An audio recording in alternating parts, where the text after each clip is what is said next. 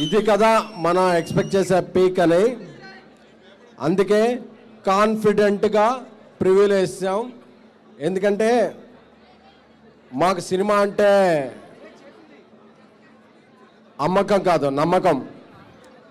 So కాన్ఫిడెంట్గా ఇప్పుడు response చూస్తుంటే బరువెక్కిన హృదయంతో చెప్తున్నా, we're proud winners. Thank you so much for your love. నటించిన ఇతర నటీనటులకి అందరికీ కూడా, అలాగే సినిమా అంతా అయిపోయాక ఆ క్లైమాక్స్ చూశాక కిరణ్ అబ్బోరం గారి స్టీవెన్ శంకర్ క్యారెక్టర్ మిమ్మల్ని 10 నిమిషాల 10 రోజుల 10 గంటల అని ఇట్స్ హాంట్ చేస్తుంది. That is my promise. Once A promise అంతే. అలాగే మనం ఎక్కడి నుంచో హీరోయిన్లు ఎక్కడి నుంచో తీసుకోకర్లేదు.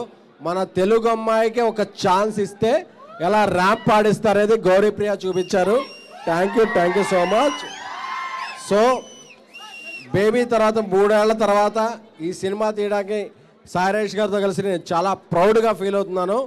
మీ అందరి రెస్పాన్స్ చూశాను, మీ అందరి కామెంట్స్ చూశాను. నేను ఒక మాట చెప్పాలనుకుంటున్నాను. ఈ ప్రీమియర్లో రెస్పాన్స్, మీ అందరి రెస్పాన్స్ చూశాక థ్యాంక్ యూ. నేను చాలా గ్రౌండెడ్గా ఉండడానికి ప్రయత్నిస్తాను. ఎందుకంటే నిన్న మెగాస్టార్ చిరంజీవి గారు ఫంక్షన్కి వచ్చి మమ్మల్ని బ్లెస్ చేశాక అదే మా మొదటి విజయం. We're very much blessed and I feel we made a classic. Thank you so much. ఈ లవ్ స్టోరీ మీ అందరికీ కూడా గుర్తుంటుంది. మీరు అందుకనే ప్రివ్యూలు చూడొద్దు, రివ్యూలు చూడొద్దు. ఏదైనా సరే మీ స్నేహితుడు చెన్నై లవ్ స్టోరీ సినిమా చూశాడా కనుక్కోండి.